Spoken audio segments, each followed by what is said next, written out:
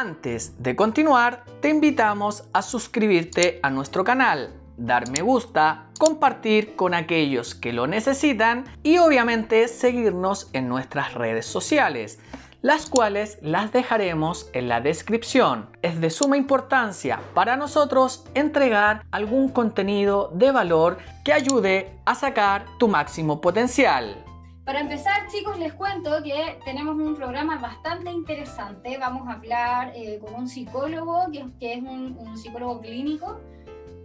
Él se llama Ricardo Enríquez y es especialista en muchísimas cosas, pero tiene mucha experiencia en todo lo que tiene que ver con psicología postraumática.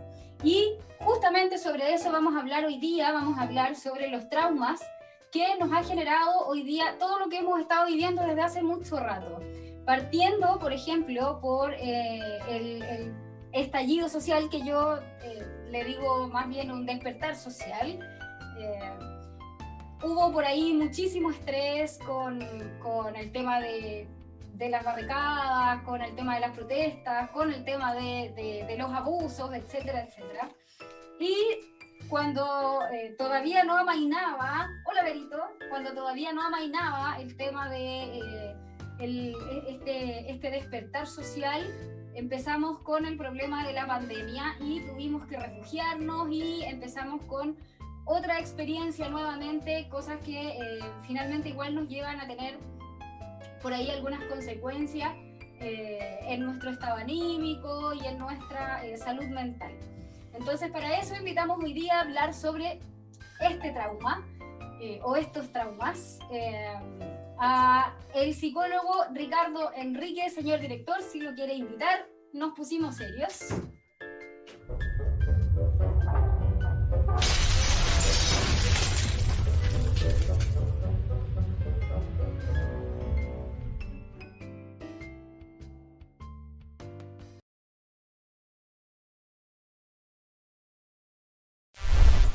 Hola, hola.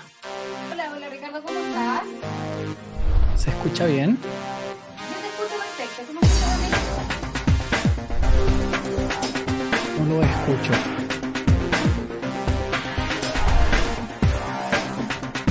Vas a tener que revisar ahí tengo un computador,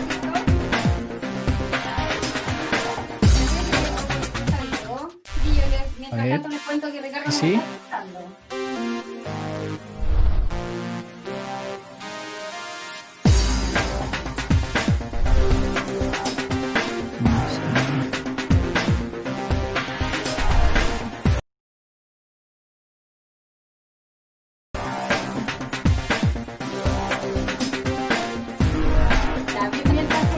Ahí sí. Aquí está, ahora sí, ya me estáis escuchando. ¿Cómo estás, Ricardo?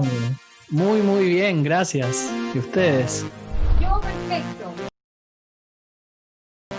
El señor director no lo vas a ver, pero lo vas a escuchar.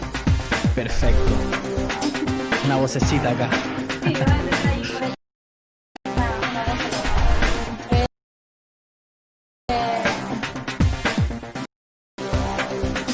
Muchas gracias. Un gusto también.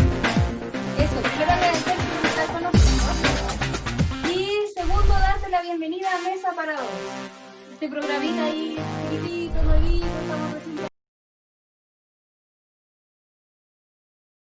haciendo. Así se inicia. Oye, Ricardo, te contaba yo lo que me está creando ya, que he tenido bastantes cosas desde el año pasado hasta ahora, que nos han ido un poquito mermando nuestro trabajo, partiendo por el 16 de octubre del año pasado, en donde la sociedad despertó, y después pasamos a la pandemia. ¿Cómo lo has visto tú? ¿Tú ves esto clínicamente? ¿Cómo lo has visto tú? Bueno, respecto a lo que conlleva el estallido social y lo que es el COVID, hablamos ya de algo complejo, ¿ah? De un despertar, si bien entre comillas caótico, ¿ah? Que nos quiebra nuestra narrativa, nuestra historia, el vivir común que llevábamos, a reestructurarnos, a reinventarnos, y eso completamente es algo difícil, ¿ya? Algo muy difícil, especialmente para nosotros mismos como psicólogos, porque es un desafío, porque la diferencia entre un trauma normal, nosotros como psicólogos no estamos insertos dentro de la problemática. En cambio, con esto del estallido social, o esto de los traumas colectivos, o esto también del COVID, nosotros estamos dentro de este sistema, por ende también nos afecta. Y eso es algo muy desafiante y muy interesante. Oye, Ricardo, mira, para nosotros, para mí, en lo personal, yo te voy a hablar desde lo personal porque para mí ha sido como bien complicado. Yo vivo en Puente Alto.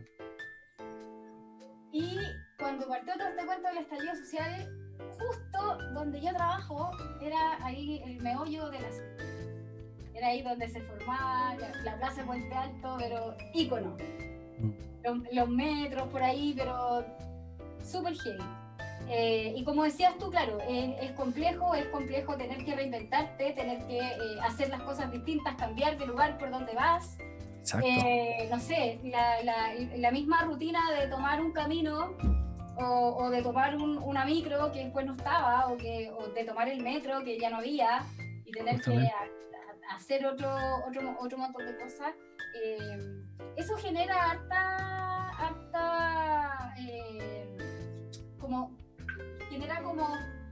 como un no sé si llamarlo trauma en verdad, pero sí te hace emociones estresoras, ansiedad, angustia, miedo.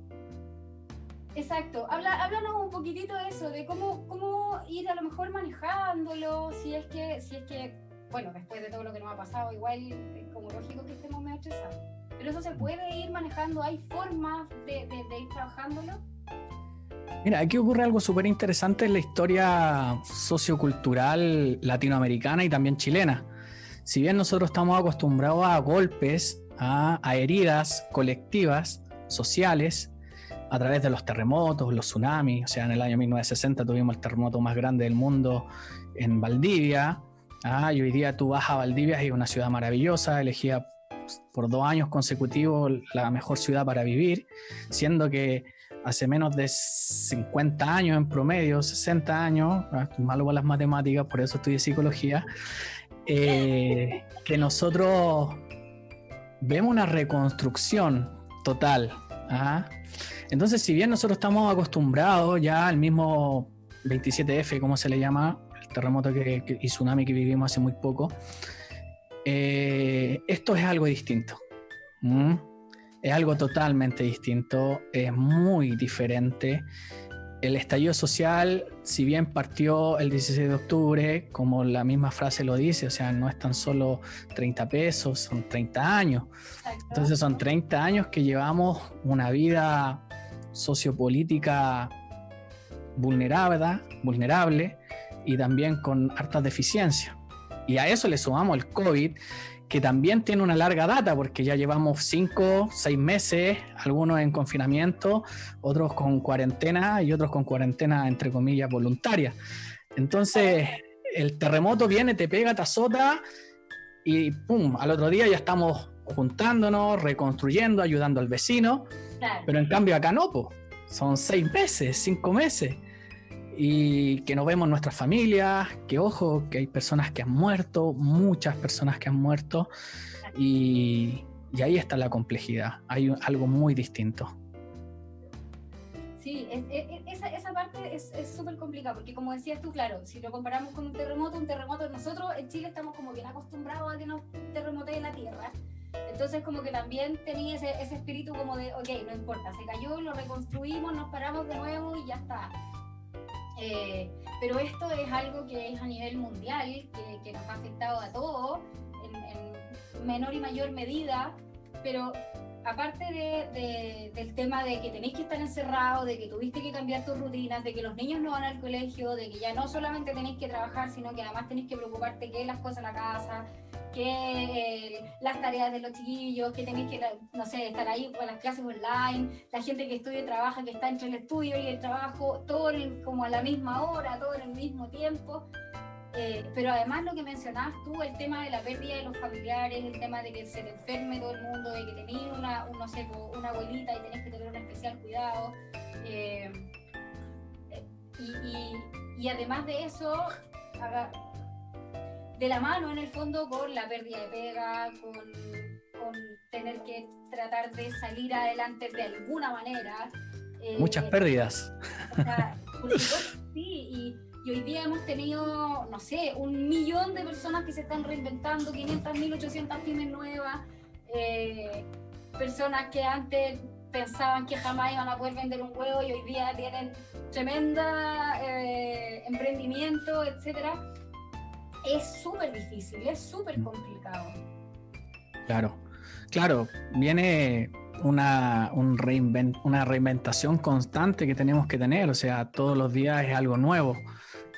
Entonces, lamentablemente, nosotros no estamos acostumbrados a lo nuevo, preferimos estar en lo que conocemos. Entonces, cuando viene la naturaleza, cuando viene en este caso un virus o en este caso una pandemia y te saca de esa zona de confort, como se le dice, es complicado. Algunos están más preparados, otros no, a otros los golpea muy fuerte y ahí en esa narrativa es cuando se provoca el quiebre y aparece la angustia, la ansiedad y lo que nosotros también como psicólogos denominamos estrés postraumático. Una pregunta. Sí, ¿Puede ser que el carácter conocido de solidaridad que tiene el chileno en particular haya jugado en contra en todo esto? Porque, como decías antes, nosotros ya estamos acostumbrados en Chile a vivir ciertos cataclismas que nos sacuden, pero ya tenemos una metodología de volver, que es todos juntos nos ayudamos. Y ahora no podemos hacer un todos juntos porque es cada uno por su lado, es casi sálvese quien pueda. Justamente, me siento así como que mi yo interno me habla. Director, muy buena pregunta. Claro, nosotros si bien tenemos una cultura bien que nos ayudamos mucho, bien solidaria, también tenemos una cultura bien segregada, bien separada. Tuvimos un trauma colectivo, que es el tema en sí que estamos hablando en el 73, un golpe de Estado que golpeó muy fuerte y que segregó a nuestra población. A pesar de todo eso, se podría decir que el chileno igual es bien resiliente, entonces igual en los momentos difíciles que nos tocan cada cierto tiempo, terremoto del 85, el 2010, etcétera, o las distintas circunstancias, aluviones que vivimos, un sinfín de cosas, nos unimos. Aún así, la herida, este trauma está, y yo creo que con el estallido social como que se abrió, y eso también hace que lamentablemente no estemos tan unidos como era antes. Y a pesar de eso, hoy día, como les decía al principio, es una larga data, o sea, estamos hablando de un trauma que ha perdurado en el tiempo, entonces son meses, entonces es difícil. Y viene la gran complejidad del contagio. Entonces viene este miedo que si yo voy a ayudar al vecino existe la posibilidad de contagiarme. Sí.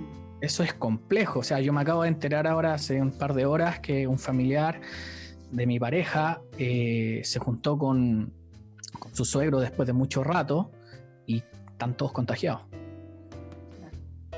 Así que es complejo. Y ahí viene la complejidad, señor director. O sea, y existe también, tomando lo que acabas de comentar, el miedo a juntarte que tienen algunas personas y el no miedo a nada que tienen otras, que les da un poquitito lo mismo y en el fondo, no sé, pues no siguen las líneas que se supone que se tienen que seguir y todo el asunto, y al final los que tienen más temor, tienen mucho más temor de esas mismas personas a que se propague aún más porque las otras personas no tienen temor. No se entiende la idea. Sí, completamente. Bueno, de hecho, son tantos los temas que están en la palestra chilena que justamente la atención se va. Yo creo que si no hubiese habido estallido social, no hubiese habido temas de carabineros, no hubiesen habido femicidios, violaciones, tantas cosas que salieron a la palestra, no sé si es intencional, puede ser que por eso las comunicaciones van y lo ponen, que en el fondo nuestra atención está bien dispersa. Y en eso estar disperso, lamentablemente no le prestamos la atención que necesita esta pandemia y este COVID, ojo, y la gravedad que conlleva. Yo de repente escucho a personas, como tú lo dices, y siento pena, rabia, tristeza, como digo, o sea, ahora yo soy un psicólogo, pero antes de ser psicólogo soy persona. Y el hecho de ser persona estoy inserto dentro de este trauma que estamos viviendo, dentro de este remolino.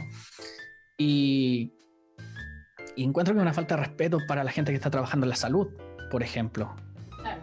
Imagínate, llevan tantos meses con turnos excesivos, con un cansancio horrible, con un estrés gigante, que es incluso desde mi perspectiva es una falta de respeto. Sí, por supuesto que sí. O sea, si además nos ponemos a pensar en que, no sé, el tema, por ejemplo, de la gente que se junta, ¿cachai? De que hace carrete, que si con una vez no pasa nada y todo el asunto.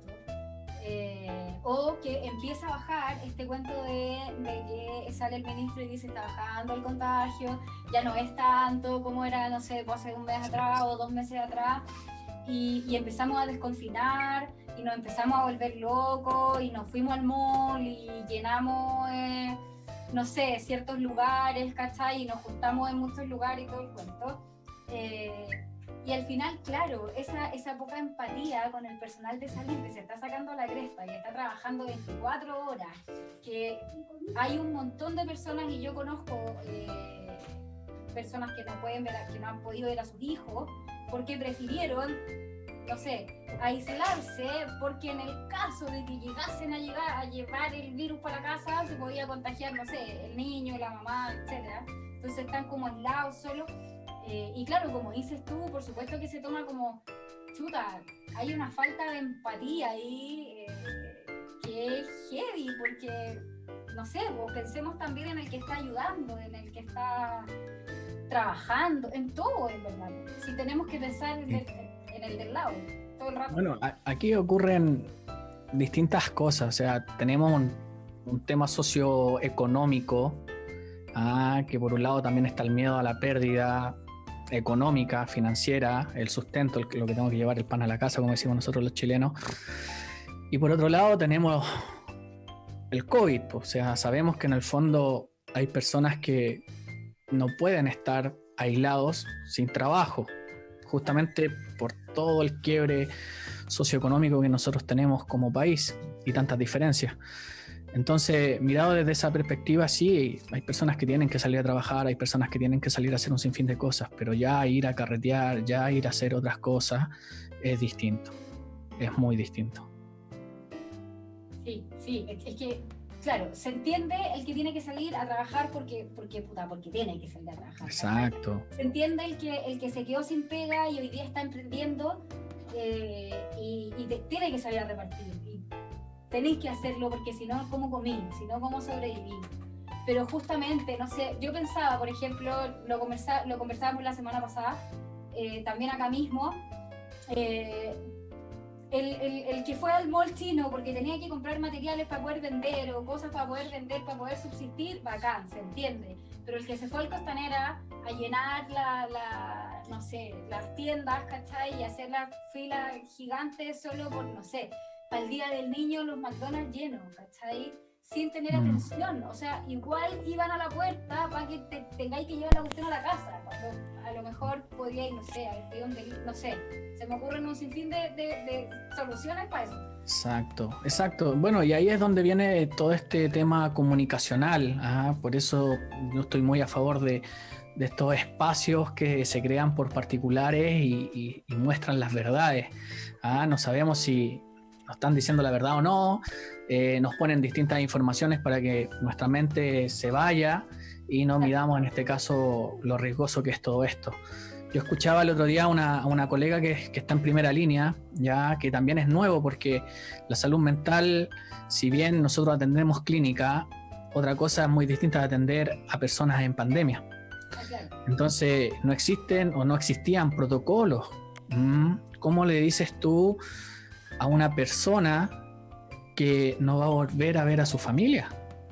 Acá la diferencia del trauma normal o común, que es, por ejemplo, no sé, un abuso, una violación, tú tienes a la familia que te va a contener. O una muerte traumática, tú tienes, entre comillas, personas que van a apoyarte. Acá el trauma no inicia con el hecho, no inicia con la muerte. El trauma inicia cuando tú te contagias y viene un miedo gigante, ¿ya? Y luego de ese miedo el síntoma físico, biológico, empieza a expandirse, a volverse más grave, y tú te vas al hospital, y en ese hospital te despides de tu familia, no la vistes más. Entonces el trauma inicia ahí. O sea, ¿qué más traumante que eso? Y ya no es un trauma solo para la persona que no va a ver más a su familia. Hablamos de un trauma para la familia que no va a ver más a esa persona.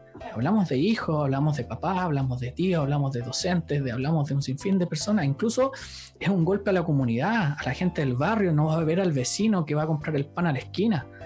Entonces el trauma inicia ahí, con una agonía que dura 30, 40 días, donde lo entuban, que ya también eso es otro trauma más, te ponen boca abajo, ya, y te ponen en un grado de inconsciencia para soportar el dolor, porque es tanto que es todo traumático. Y de ahí viene la persona de salud mental y tiene que tomar decisiones junto al personal médico y decir, a esta persona la entubamos y a esta no. O sea, a esta persona va a morir y a esta no.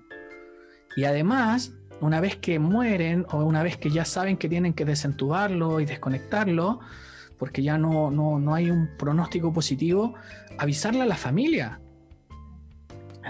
Entonces, hablamos de algo muy sensible que no se escucha en las comunicaciones. Exactamente. Entonces, si nosotros comunicáramos la sensibilidad de esto, lo delicado de esto, créeme que tendríamos una sociedad más preventiva en estos tiempos. Pero como no se comunica, pensamos que puede afectarme, puede que no, soy joven, no me va a afectar, no tengo personas de riesgo en mi familia, así que me da lo mismo. Pero no es así. Lamentablemente tengo personas conocidas con 30 años, 40, 50 años que han muerto. Y de verdad tú los veías súper sanos. Entonces tú te cuestionáis, ¿qué pasa acá? Y no es tan solo eso, no es tan solo la muerte, es el dolor, ya el dolor, el sufrimiento que conlleva esta forma de morir traumática. Lo inentendible de lo random, de lo azaroso, de lo fortuito. El por qué a mí, el por qué es muy difícil de explicarse. Bueno, eso es parte del duelo ya cuando hablamos de muerte, justamente, porque a mí, porque me pasó, porque a él, si él era tan bueno.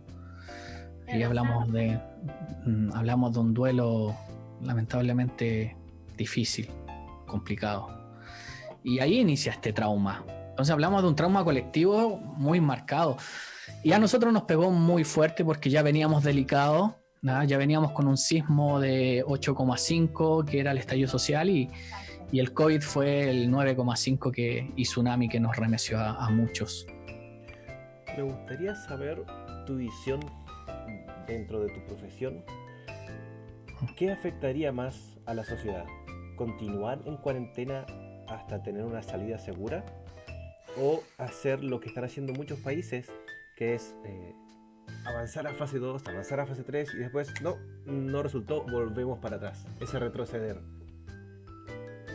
Mira, ahí ocurre algo bien importante porque cuando vivimos un trauma colectivo de esta magnitud, y según varios estudios e investigaciones que se han hecho, porque obviamente si bien para nosotros los chilenos es casi nuevo, en otros países esto se vive muy común, tenemos la peste negra, tenemos distintas cosas que han ido ocurriendo.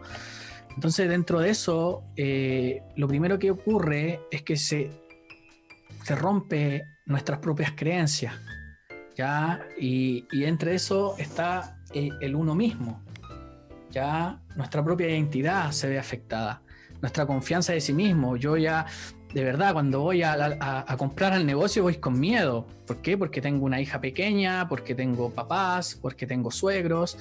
Entonces se rompe esa creencia básica de seguridad. Lo segundo es que se rompe la creencia o la seguridad con los otros. ¿Ah? Claro. Hoy, exacto. Hoy día se levantó la cuarentena acá donde yo vivo en Maipú y partimos en la fase 1 y por ende pudimos ver a nuestros padres, pero yo estaba muerto de miedo porque pierdo la confianza en el otro. Oye mamá, ten cuidado. Oye mamá, lávate las manos. Oye mamá, esto por la niña o nosotros hacia mis papás. Y perdemos también la seguridad en el cuidado. En este cuidado de cuidar al otro. Ya es lo que decíamos al principio. Tengo miedo de ir a cuidar al otro porque el otro me puede contagiar. Exacto. Y por último, se quiebra esta creencia básica respecto al mundo. ¿Era tan estable como decíamos? No, pues no era estable.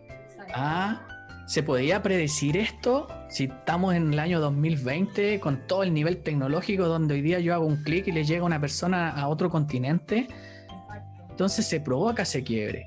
Y dentro de eso, la pandemia en sí tiene esta alarma, como dice el director, de la cuarentena, que genera síntomas, que genera estrés, estar encerrado. Entonces, en ese encierro sí se pueden desarrollar distintas patologías. Y todo esto, según un estudio que investigó más de 3.000 investigaciones previas de las pandemias anteriores de España, de distintos lugares, que obviamente los científicos y los investigadores se movilizaron muchísimo para poder recopilar información, para poder llevar todo a la sociedad actual y a la problemática que estamos viviendo a nivel global. Y en esta investigación se determinó que efectivamente la cuarentena de larga duración sí afecta en el ámbito de la salud mental. ¿Ya? Justamente ¿por qué? Por el miedo a ser infectado. Ojo, el aburrimiento. O sea, mis hijas acá tenemos que hacer inventos para que no se aburran. A eso le sumamos la inestabilidad financiera. Porque estar en cuarentena significa no percibir el dinero que tú percibías. O te reinventas y empiezas de cero, o lamentablemente quedáis en la quiebra, quedáis en la ruina. Claro, entonces, justamente, y bueno, y este patrón se repite con las pandemias anteriores, donde recopilan esta información estos investigadores, y a eso viene algo muy importante que también afecta cuando estamos en cuarentena, porque tenemos tanto tiempo de ocio dentro de la cuarentena, señor director, que viene la sobreinformación, que es lo que estábamos conversando al principio. Entonces tenemos acceso a una sobreinformación, pero increíble. Y hoy día que estamos en la era de la tecnología y la era digital, o sea, nos metemos a Facebook y vemos un sinfín de noticias donde no todo es real. O bien vemos la televisión donde no todo es real. Sobreinformación, entre comillas, porque no todo es información. Es datos, exacto, pero hay que validarlos. Primero, la otra vez estábamos hablando de algo parecido, que uno no se toma el tiempo de cosas simples. Me llegó en el condominio donde vivo un video de un asalto. Cuidado, están haciendo el cuento del tío de no sé qué se tuvo una explicación. Me tomé 2 minutos extras, revisé si ese video venía de algún otro lado y era del año 80 y algo y no tenía nada que ver con nada de nuestra comuna, de nuestro grupito de WhatsApp. ¿Era información? No lo sé, eso es cualquier otra cosa, es desinformación. Mucho dato sin validar. Y bueno, también toda la razón, pero hoy día tenemos acceso a la tecnología, nuestros padres, nuestros abuelos. Mi abuela hace videollamadas. Entonces, mi abuela ve algo en Facebook o mi madre ve algo en Facebook y ella lo cree. O sea, me ha llegado mensaje diciéndome, hijo, hace tal cosa que va a ocurrir esto. Me llegó en una cadena. Entonces, en eso transmitimos justamente nuestra ansiedad, angustia y estrés. Otra cosa que ocurre acá y que es bien interesante y de verdad muy triste también es que cuando estamos en cuarentena tenemos la falta de suministros, la falta de lo básico, las canastas básicas. Entonces, como tenemos un tema de inestabilidad económica y financiera, se provoca un caos en nuestros suministros básicos. Y dentro de eso también viene el miedo, que ya venía con el tema del estallido social cuando los supermercados se llenaban y se llevaban y empezaron los saqueos porque pensamos que iba a haber un desabastecimiento. Entonces la cuarentena también provoca eso. Y por último, y yo creo que lo más complejo que ocurrió y que está ocurriendo es el rechazo social. O sea, te contagiaste y tu comunidad te rechaza. O sea, veíamos carteles, especialmente con la gente de salud, que por favor no llegues al condominio porque tú eres un riesgo para nuestra comunidad. Y se provoca este... Exacto. Yo tengo un amigo que bueno, trabaja en la salud paramédico y lo dejaron afuera en un negocio. Así como, no, usted no entre. A mí me ocurrió un día. No puede comprar, no puede ir a comprar porque podría llegar a contagiar. No sé, exacto. Entonces, la discriminación por otro lado y... Justamente. Entonces, todo eso pasa con la cuarentena y obviamente genera emocionalidad, puede generar ciertos grados de depresión, ciertos grados de trastorno de ansiedad, trastornos del sueño. Ojo, también aumenta la violencia intrafamiliar. Se han visto muchos estudios en distintos países de que aumentó la violencia intrafamiliar, el maltrato, ojo, los abusos, la violación, está ahí encerrado con el agresor. Claro. Entonces todo eso conlleva la cuarentena. Entonces por un lado es toma, aquí está para que tú tengas seguridad y protección, pero por otro lado las investigaciones y los estudios con datos científicos, con lo que ocurrió anteriormente en las distintas pandemias, te dicen, oye, pero cuidado, tienes todo esto. Claro. Y ahí es donde viene la política social y te dice, oye, hay que darle, y tú dices como psicólogo, bueno, ¿y qué pasa con la prevención? O sea, si tenemos estos datos duros, ¿cómo prevenimos que eso no ocurra? Y ahí es donde se provoca el quiebre. Y ahí es donde la política tendría que haber hecho algo distinto. Porque los datos estaban. Los datos estaban. Y hay un personaje que no sé si lo conocen, se llama Bill Gates. Él estuvo hace unos 12 años aprox dando conferencias sobre lo poco preparado que estábamos para una epidemia, para una pandemia. Él tomó el tema del ébola en su minuto y dio como ejemplo lo rápido que fallamos como sociedad para contener al ébola y todavía no se puede. Somos más rápidos en olvidar porque eso todavía está vigente. Pero, ya se nos olvidó. Pero hay otro que es más nuevo, entonces nos quedamos con el más nuevo, que es esta epidemia del coronavirus. Y él dijo en esa época, si hay una pandemia que no esté tan focalizada, tan localizada en un solo lugar, puede ser terrible. Y bueno, sí, claro, tenía razón, era terrible. Y ha sido. Claro. ¿Bill Gates era? Sí, el director de Microsoft. Sí, bueno, ahí también nuevamente vamos a la sobreinformación porque Bill Gates da ese dato duro, o sea, yo creo que es una de las mentes más brillantes que existe, o sea, ese tipo lee, yo lo he estudiado y lo he investigado y tremendo.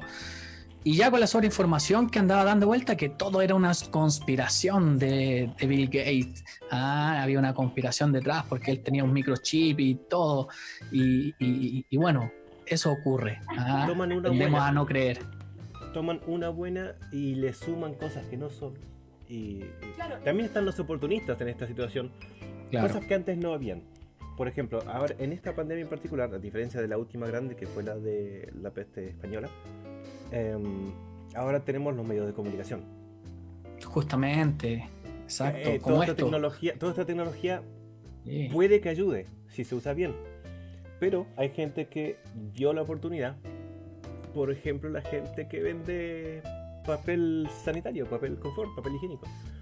En ningún minuto, en ninguna base, era requerido tener de este papel en las casas. Y alguien vio la oportunidad en España, dijo, compren papel ahora, y compraron como locos. Y después se sobreestoquearon solo porque sí, y el oportunista que vio ahí bueno, ahora la vendo, negocio, claro, vendió papeles como un campeón. Están los oportunistas, está la tecnología. ¿Cómo usamos esa tecnología para dirigir este tiempo de ocio del que hablabas? Para que no nos afecte en este aislamiento en el que estamos. Sí, o sea, yo creo que el acceso hoy día que tenemos a la información, los distintos canales que hoy día se están moviendo de manera online, digital, son de verdad una maravilla, suman muchísimo. ¿Ya? Y yo creo que mucha gente se está adhiriendo a esto y está dejando mucho la televisión de lado. Hay muchos investigadores que dicen que a futuro la televisión va a eliminarse, todo va a ser digital. Entonces hay que utilizar esa herramienta de buena manera, éticamente. Ricardo, consulta. Voy a retomar el tema de lo que ha generado todo este caos, que si bien es cierto el tema de la pandemia ha venido a nivel mundial, pero nosotros ya veníamos desde el estallido con diferentes miedos y con diferentes estreses y todo eso. También existe el tema de lo que hablábamos hace un ratito de los que no creen, y por otro lado la psicosis. O sea, existe por una parte el que es reticente a creer, el que pensó en un principio que era mentira, que eran conspiraciones, que lo hicieron por, no sé, que lo hizo Estados Unidos contra China, que China en contra de no sé quién y no sé cuánto, y un montón de teorías por ahí conspirativas. Como también existen las personas que finalmente de manera online, digital, son de verdad. Se van por el lado de la psicosis, ¿cachai? Entonces empieza a pasar lo que estaban recién comentando, de que te sobreestoqueáis, de que te fuiste al supermercado y arrasaste con lo que encontraste. ¿Cómo puedes llegar a controlar eso? ¿Cómo podéis trabajarlo? Para no ser ni del uno ni del otro, porque al final cualquier extremo es malo. Claro, o sea, acá yo creo que la clave es el factor preventivo, y el factor preventivo lo tiene el gobierno, y dentro del gobierno tienen que crearse los protocolos necesarios hacia los gobiernos locales para que esta información llegue a la ciudadanía. Entonces ahí es donde nos faltan herramientas públicas para poder desarrollarnos. Y ojo que desde mi punto de vista esto no viene desde octubre, ojo, esto viene desde hace mucho antes. En octubre se disparó, en octubre la olla a presión explotó, pero las diferencias en Chile y bueno, y en Latinoamérica en general son abismantes. Entonces es algo que viene desde hace mucho rato. O sea, yo te digo que desde cuando hablamos de noción de trauma, lo que más me gusta a mí, desde las técnicas narrativas, desde la psicología narrativa, te dice que tú vienes con tu estilo de vida, ya con tu sentido de vida, con todo, y viene un quiebre narrativo que golpea ya tu historia, tu narrativa. Y eso provoca una pérdida de sentido en la persona o en la comunidad. Entonces quedas en nada. Todo lo que tú tenías planificado desaparece. Si hay un terremoto y se destruye tu casa, que tu casa era tu lugar seguro, donde tú construiste, donde tú te veías a futuro siendo abuelito, y viene el terremoto y te lo bota, ese sentido desaparece. Entonces hay un quiebre, hay una pérdida ahí ya a través de tu narrativa, y ahí viene lo que nosotros llamamos crecimiento postraumático, o bien activar ciertos factores de resiliencia. Y ahí es donde hoy día yo creo que necesitamos herramientas para activar la resiliencia en todas estas personas que están sufriendo y en nosotros mismos como comunidad. Entonces esta resiliencia, este crecimiento postraumático tiene que venir, que es una mirada bien de la psicología positiva, ¿ya? ¿Cómo lo hacemos hoy día? Porque tú hablabas de la prevención y que la prevención tiene que venir más o menos de las cabezas. Y tú, ¿cachai? Yo aquí voy a hacer voy a darte una opinión personal. Pero... Qué bueno. Qué bueno, me gustan las opiniones personales, yo también las doy. Primero, no sé si en verdad va a pasar. Desconfío. Y por otro lado, es justamente la desconfianza en las cabezas que tenemos hoy día, ya sea en el gobierno central como en las municipalidades y los alcaldes y todo lo que tiene que ver con la política en sí. Entonces, si bien es cierto no hacen mucho, Sumémosle a eso que además no les creemos lo poco que hacen. ¿Cómo podemos trabajarlo nosotros? ¿Cómo podemos hacerlo nosotros desde nuestro pequeño gobierno? Desde esta parte nuestra, que es nuestra casa, nuestro hogar, nuestra familia, etc. Mira, mi primera carrera es técnico en trabajo social, después estudié psicología y de ahí tengo un sinfín de especialidades.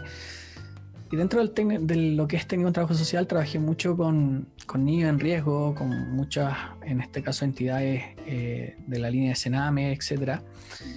Y claro, tenemos un sistema agotado, tenemos un sistema lamentable, con muchas carencias, que tiene también sus virtudes, pero tiene profesionales buenos. Yo escucho mucho la crítica constructiva al sistema, la crítica acá, la crítica allá, y yo te puedo responder desde esa mirada que yo no dejo de creer en las personas. Entonces tengo fe que van a aparecer algunas personas en lugares precisos, en el momento adecuado, que van a ayudar justamente a ese niño, a esa familia, a la sociedad. Va a venir ahí este hombre con capa o esta mujer con capa a ayudarnos. Entonces no pierdo la fe de que el hombre y la mujer, bueno, hablamos de seres humanos, estamos en un tema que en el fondo es bueno. Sí, o sea, a ver, más allá de tener una creencia en las personas en sí, yo te hablo justamente de lo que tiene que ver con el sistema. Vámonos, mira, te voy a cambiar completamente a lo mejor el cuento, pero vámonos, por ejemplo, a la señorita carabinera que fue asesinada a manos de un ex uniformado, en donde el sistema debió haber funcionado mejor, ¿cachai? Porque estaban ahí mismo. Entonces, todo ese tipo de cosas te llevan a perder un poquitito la confianza, más allá de las personas en sí, como te digo yo, en la cabeza, ¿cachai? En la parte central. Por eso me iba más para el lado de qué es lo que podemos hacer en el fondo nosotros para poder manejar, no sé, ese miedo, por ejemplo, que tú tenías al tener el contacto con el resto de la gente. O el tratar de manejar el no psicosearte, el no bombardearte información, ponte tú. No sé, ¿existe esa posibilidad de que uno dentro de lo personal lo pueda hacer? Mira, se me viene a la mente con lo que tú estabas hablando y me parece súper interesante.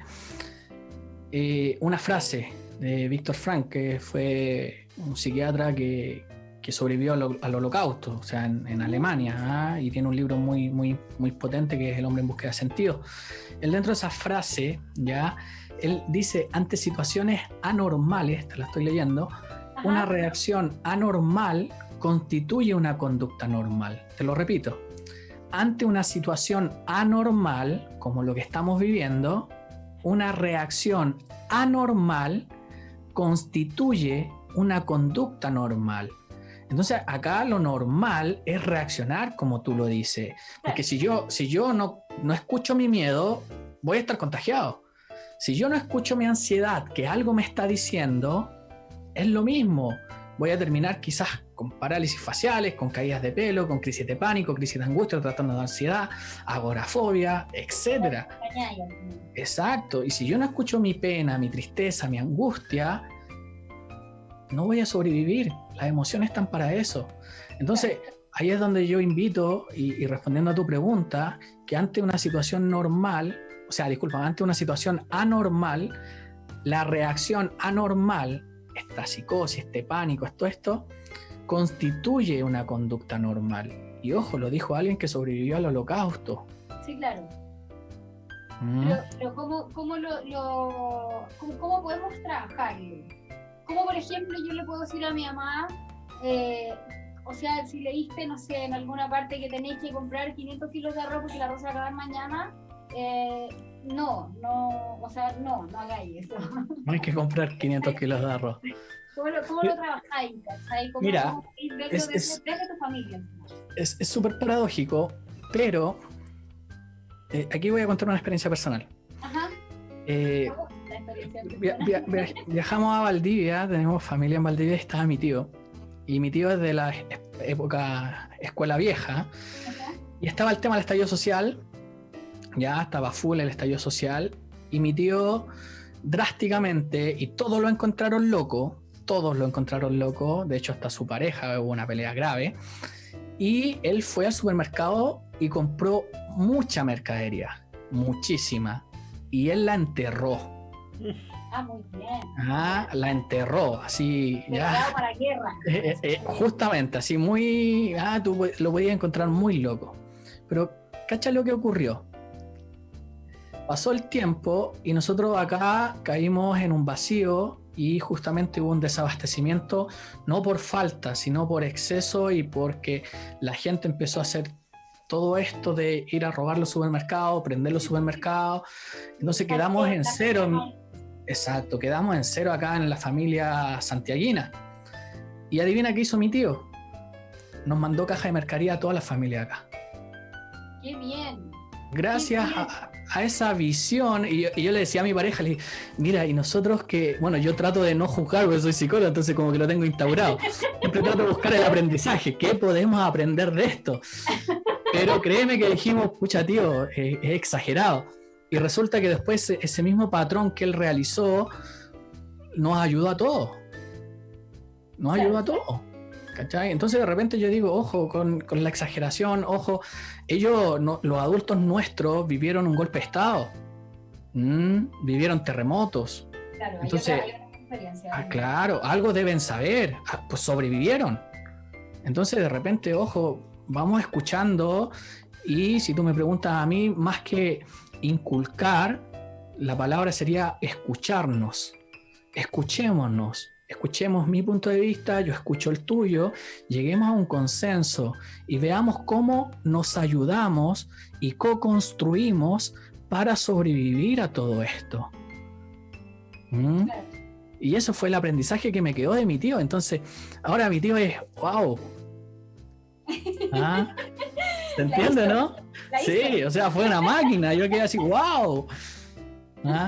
No, buenísimo, o sea, buenísimo porque además no fue egoísta en el fondo. Porque, no. Porque claro, él compró mucho y todo el cuento y se abasteció y logró abastecer también a su familia. Entonces, no, súper pro tu tío, déjame decir. Sí, nos ayudó justo en el momento más necesario.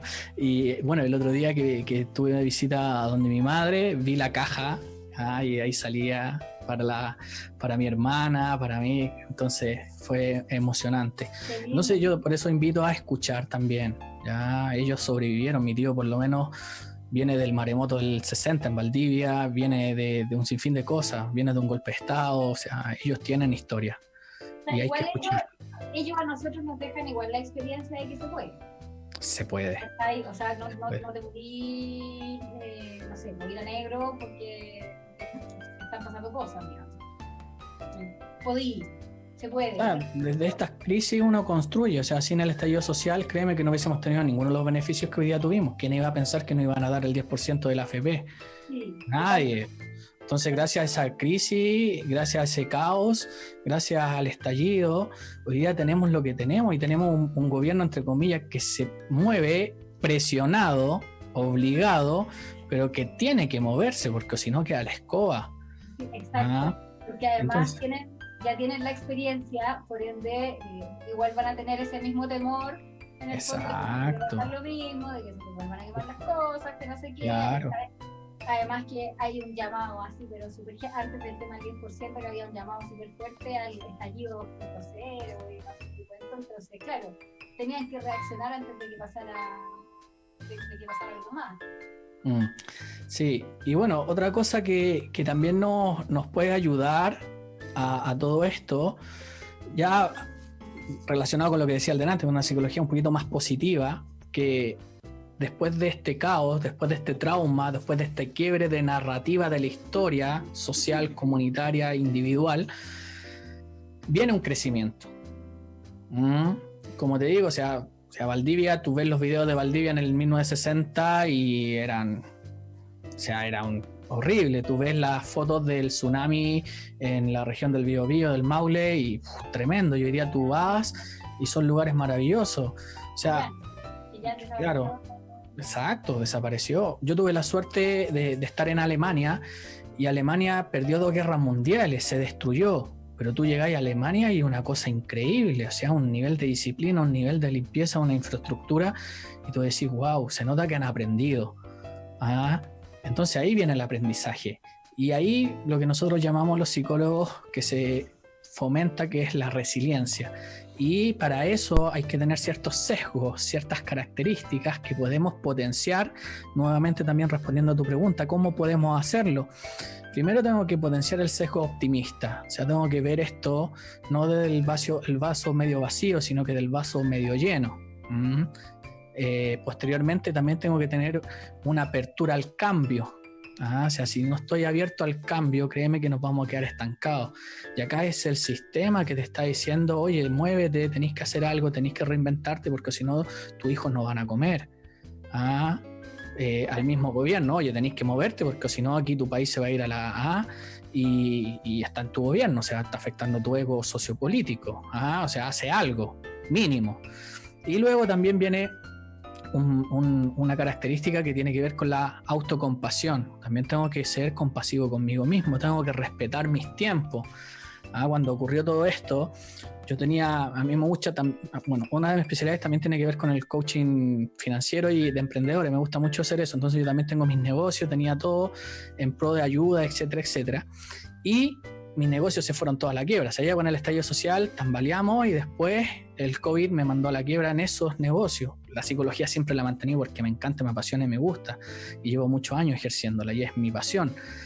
Aún así, viene el quiebre y tengo que respetar eso y viví mi propio duelo. O sea, estuve una semana donde dije, ¿sabes qué? No puedo atender pacientes, yo tengo lamentablemente y positivamente la agenda casi llena siempre. Entonces dije, esta semana no puedo porque me siento mal. Y le dije a mi pareja, ¿sabes qué? Esta semana me la voy a tomar porque ando mal y tengo que tener esa autocompasión. Pasó la semana, dije, ya, boom, voy. Al principio también, desde esa perspectiva dije, qué difícil atender a personas que se le han muerto seres queridos con esta pandemia porque yo estoy dentro de. Entonces, ¿cómo lo hago? No voy a atender a esas personas.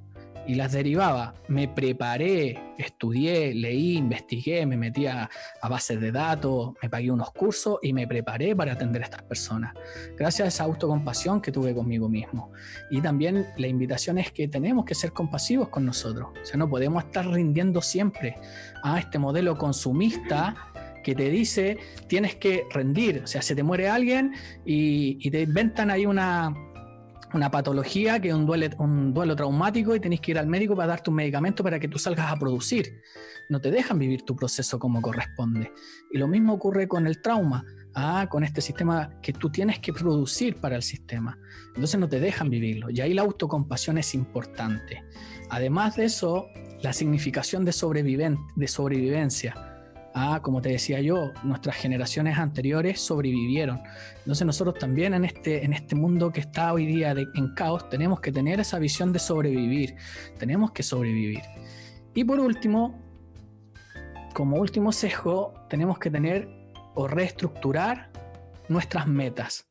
Tener nuevas metas, nuevos desafíos, sean individuales, familiares, sociales, comunitarios, etc. Y eso nos va a ayudar.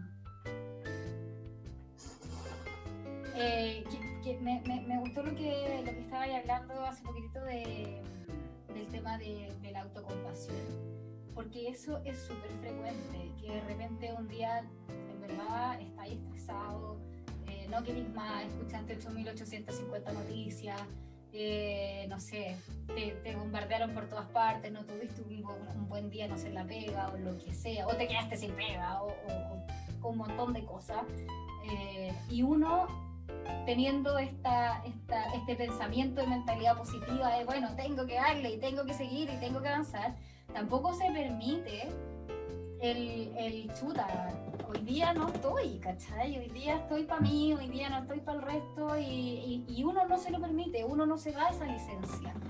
A mí me pasó, bueno, tuve un proceso que vivir por ahí y yo tampoco me podía dar esa licencia de decir, pucha, no, sabes que hoy día no tengo ganas, hoy día no quiero, hoy día no me quiero levantar. Pero te obligáis y tenés que hacerlo. Además de que el sistema te lo pide, tenés obligaciones también, ¿sabes? Entonces tú misma o tú mismo te vas obligando a rendir más de lo que a lo mejor podís en ese minuto. Es heavy. Ahí es donde tenemos que tener mucho cuidado, y nosotros como agentes comunicacionales y agentes sociales, yo me considero un agente social, que nosotros, como también respondiendo a lo que decía el delante, o sea, si la cabeza entre comillas no está haciendo nada, tenemos distintos agentes sociales que pueden estar interfiriendo en las personas. Y ahí yo diría que, ojo, no hay que decidir en este caso con una personalidad positiva, una mentalidad positiva, el de aguantar o sobreaguantar. Eso no es positivo, es totalmente negativo. Entonces ya tenemos en el discurso, no, piensa positivo, ¿te acordás? O yo soy muy viejo, no sé, piensa positivo, hicieron una campaña, todo, para que... horrible, ¿por qué? Porque en el fondo no podía andar pensando positivamente toda la vida. Hace un mes atrás empecé a atender a una familia que se le murió, entre comillas, el padre, y después se le murió, entre comillas, el mejor amigo de la familia desde niño. O sea, cuando le decís tú, oye, piensa positivo, no se trata de eso, se trata justamente de esta autocompasión, y eso es lo positivo, permitirte vivir ese duelo, permitirte vivir ese trauma y esa ansiedad, porque fue una pérdida. Y esa pérdida conlleva distintas sintomatologías o emocionalidades que en el fondo son naturales que van a ocurrir. Como dije delante, dentro de lo anormal, la conducta anormal es totalmente normal. ¿Cachai? Pero como vivimos en este mundo donde tú tienes que producir, en este sistema liberal, en este sistema consumista, cuando a ti te ven sin hacer nada, es malo. No, es que sabéis que no hace nada, está decaído. No sé qué le pasa. Yo creo que algo le ocurre. Hoy día no te quisiste levantar, no sé, porque estás cansado y no, ya tenés depresión, ¿te pasa algo? Algo tenéis que hacer, y ahí es donde está complicada la cosa. Sí, y es que sabes que me recuerda mucho a mi entorno. Yo trabajo, siempre lo digo, además que la gente ya está aburrida, siempre lo digo, pero yo trabajo vendiendo casas. Entonces para mí fue súper heavy no tener absolutamente nada que mostrar, ni siquiera ver a las personas cuando tú, en mi trabajo, bueno, me imagino que mucho más en el tuyo, pero mi trabajo es súper emocional. Entonces, tú para poder convencer a una persona que compre tu producto, tú tenés que hacerla vivir en tu producto, ¿cachai? ¿Y cómo lo hacís si no tenés nada? ¿Cachai? No sé.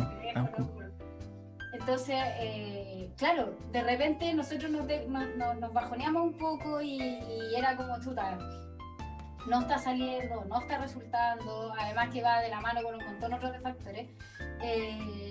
Y la cabeza de nuestra empresa era como, pero chiquillos, si todo va a salir bien y tenemos que mirar para adelante y tenemos que tirar para arriba, y fue como, weón, ¿en serio? Déjame respirarlo primero, déjame tratar de reinventar cómo lo hago y después le damos, sí le vamos a dar igual, pero tenemos que tomarnos ese ratito como para poder pensar en nosotros mismos y decir, ok, ahora ya sí, ya estoy preparado. Exacto, tenemos que darnos ese espacio y ojo, lo merecemos. Sí, claro, y claro que sí. Sí.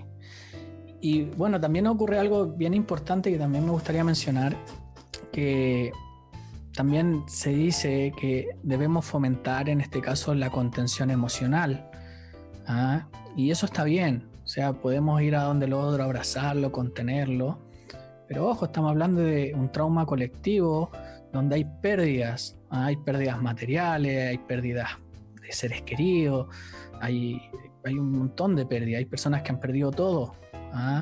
Yo tuve que vender muchas cosas para poder sobrevivir al estallido social y al COVID. Entonces, vender vehículos, vender todo para poder sobrevivir. Y más para los independientes, que también nos pegó fuerte. Entonces, dentro de esa misma mirada, claro, la contención emocional es válida, suma. Y esto es muy pro de los psicólogos. Pero ojo, cuando ocurren estos traumas o estos remesones donde hay pérdidas significativas, también tenemos que dar soluciones materiales. Yo no puedo ir donde la vecina que se le quemó la casa y decirle, estoy con usted. Claro. Sí, eso suma, ya a nivel emocional sí, pero ojo, a lo mejor puedo llegar con algo material, como en este caso una canasta, ya con fruta o con algo, o cualquier cosa, ir a ayudar con un pizarreño. Entonces lo material más lo emocional conlleva, porque hoy día la gente está con carencias económicas financieras, entonces la ayuda también tiene que ir por ese carácter, en el ámbito material y también en el ámbito social. O sea, ya no hablamos solamente de ayudar emocionalmente a las personas, sino que hablamos de ayudar a las personas en lo material, en lo emocional y en lo social. Ahí hablamos en este caso de un factor preventivo total y de ayuda. Eso a mí me gusta mucho ese tema. Y a veces pasa, bueno, no sé si le pasa a todo el mundo, pero a mí me pasa que tengo que hablar desde mí, porque yo en verdad no estoy en la cabeza de nadie más. A mí me pasa que de repente no tengo la posibilidad de hacer algo por alguna persona y me frustra. Y bueno, se puede solucionar, ¿cachai? Yo he logrado hacerlo porque bueno, busco por aquí y por allá y al final podía hacer cosas con el resto de la gente, ¿cachai? Y vais sumando, y vais, ya hoy día yo no puedo, pero a lo mejor si hablo con tal persona, capaz que esa persona sí, y no sé qué, y podía hacer cosas, ¿cachai? Pero de repente, claro, hoy día no es solo porque una vecina se le quemó en la casa y el resto de los vecinos podemos ayudar, como retomando tu ejemplo, sino que es del 100% de los vecinos que viven acá, el 50 está sin pega. Y el otro 50 del otro 50 tenéis un 30 que le rebajaron el sueldo y que está con suspensión de contrato, ponte tú. Y la otra que hace un piñisco que a lo mejor está, pero también está más o menos ahí. Es súper difícil, es súper difícil. Y es difícil entregar tanto la contención emocional, porque tú tampoco estás ahí al 100, porque en el fondo es cosas que estamos viviendo al final todo. Y claro, y el tema de la ayuda material, ojalá pudiéramos, ¿cachai? Los que tenemos la posibilidad de siempre tener la mano estirada para poder ayudar al que está al costado. Pero si no se puede, en el fondo eso, ¿cómo no así, cachai? Porque al final, claro, le tenés que, si tú vayas a dar esta contención emocional a alguien, pero a ti también te falta, pues, cachai, entonces no sé, ¿lo hacemos mutuo? Yo creo que la persona se siente bien ayudando. Sí. Entonces, independientemente, cuando nosotros tenemos un plato de fideo y lo partimos en 2, en 3 o en 4, eso ya te está ayudando a ti mismo. Entonces, desde esa colaboración vamos funcionando, estas ollas comunes que se formaron. Ojo que no están solo desde la sociedad, sino que también hablamos de los agentes públicos. Acá en Maipú, en el sistema municipal, le llevan hasta el pan amasado a las personas calentito. Y el otro día escuchaba yo a una paciente me decía, no, me llevó el pancito y está calentito y está aquí con mantequilla. Y yo le dije, ¿hace cuánto que no disfrutaba un pan calentito con mantequilla? No, porque antes andaba preocupada del queso. Entonces, mira qué maravilla, entonces estamos aprendiendo a vivir con menos y disfrutando más. Entonces, ahí es donde nosotros tenemos que ya volver, entre comillas, a lo que realmente es necesario. Y también nutrirnos de amor entre nosotros. Yo creo que este COVID también nos ayudó a eso, a apreciar, a pasar tiempo, a disfrutar. Eso te iba a comentar.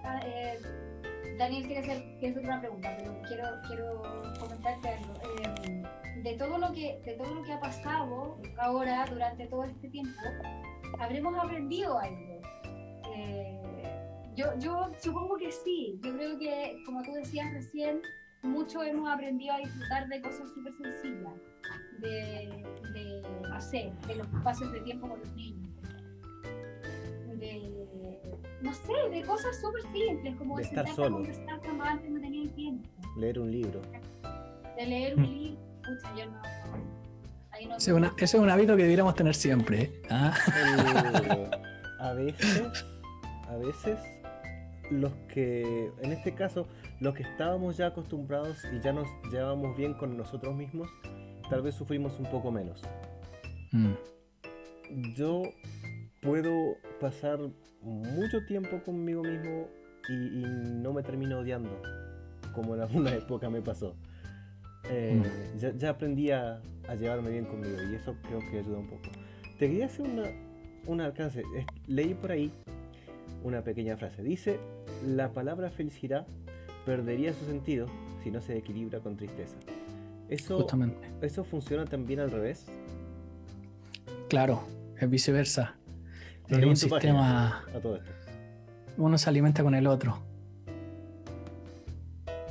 Sí, en este caso más o menos me respondieron antes de hacer la pregunta, porque yo quería saber si funcionaba al revés y ya habían nombrado que el pasar tiempo con los niños y todas esas cosas, estamos aprendiendo a ver la felicidad dentro de toda la tristeza. En tu vida personal, ¿qué cosas aprendiste?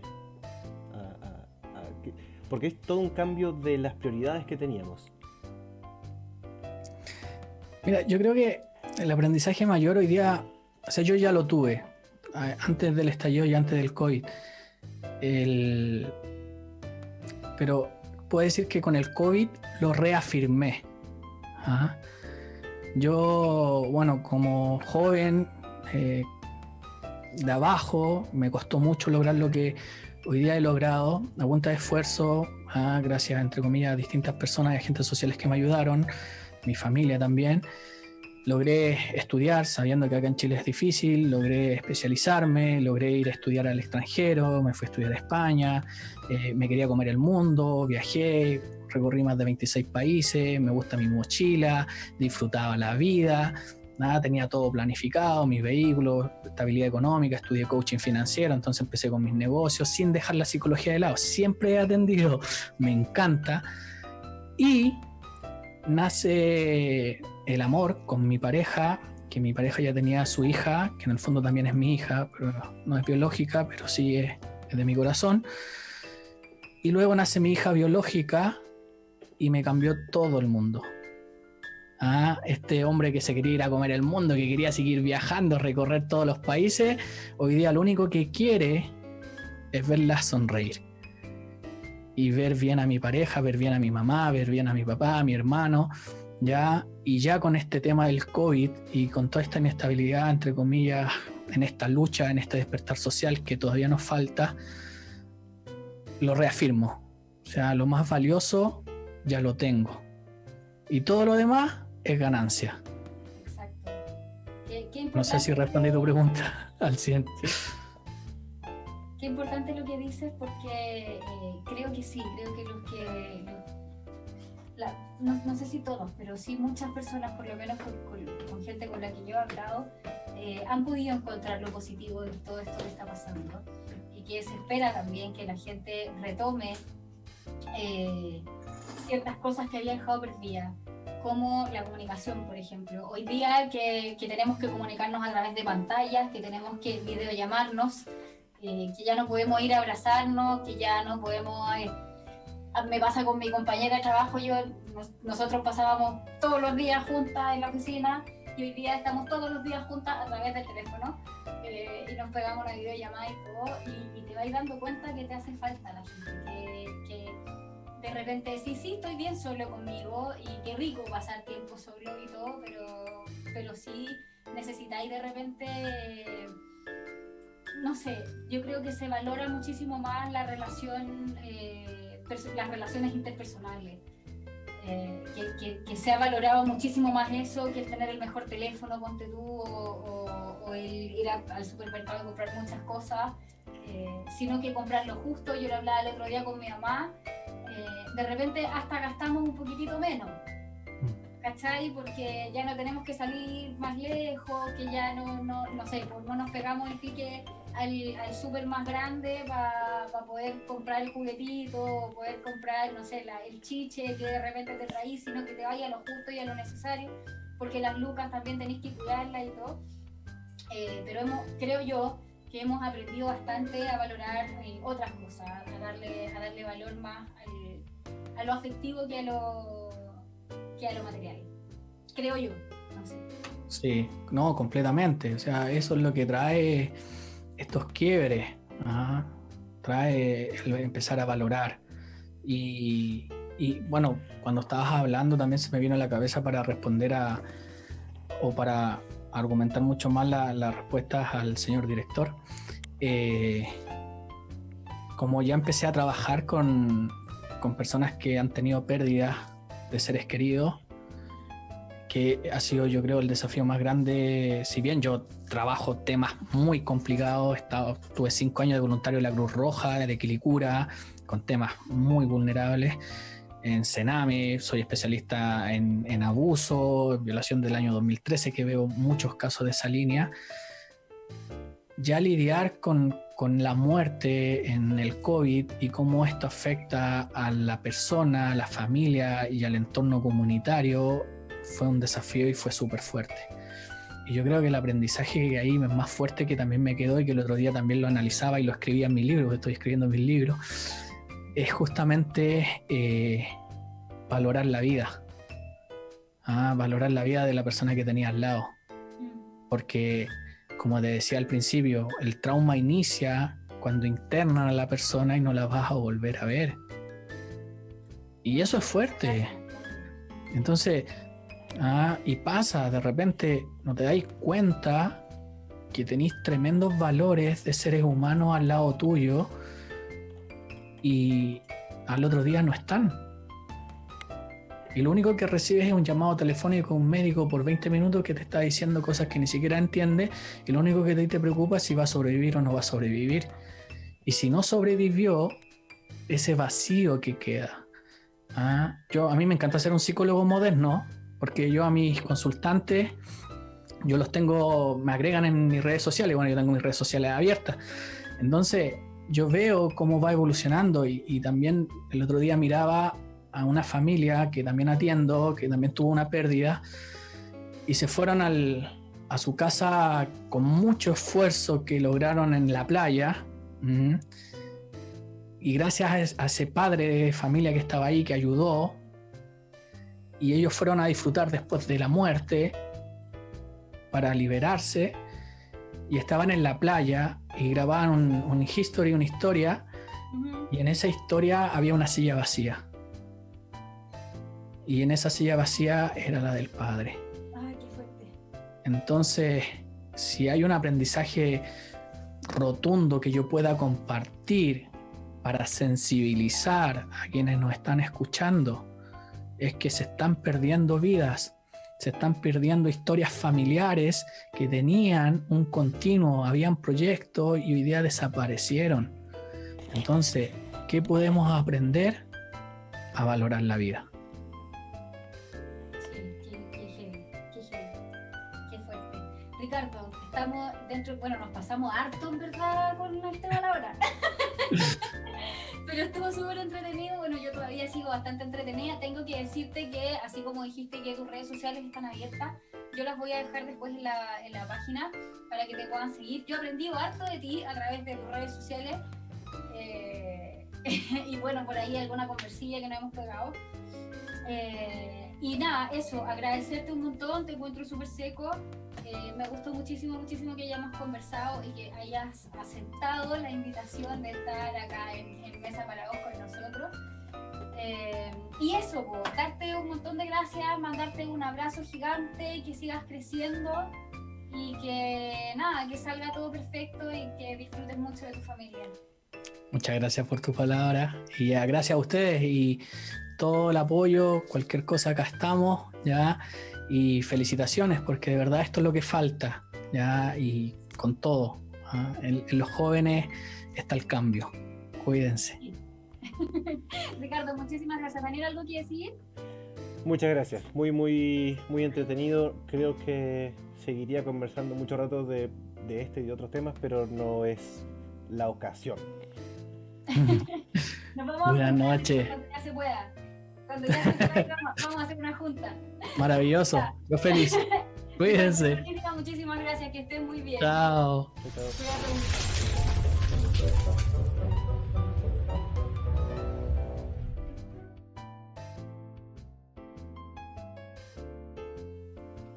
qué interesante tema. Me gusta mucho hablar de ese tipo de cosas a mí.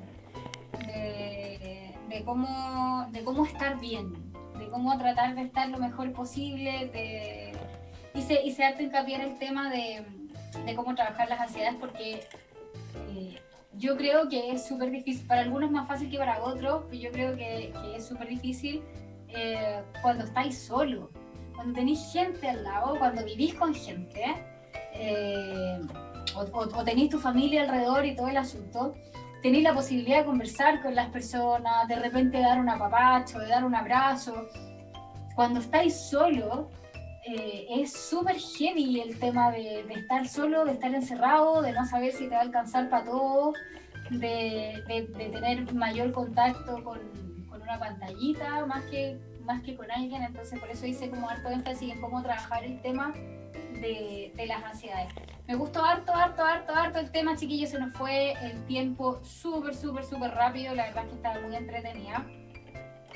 Y vamos a dejar ahí, les voy a estar informando durante la semana qué es lo que vamos a tener el próximo jueves. Yo les había dicho que íbamos a retomar la tiendita de 2B, pero tuve por ahí un inconveniente, como les contaba al principio, no estaba tan bien, entonces voy a retomarlo. El tema de la tiendita de 2D la próxima semana. Así que eso, muchas gracias por estar con nosotros, muchas gracias nuevamente por acompañarnos y los espero la próxima semana a las 9 de la noche por 2B. Un besito grande a todos.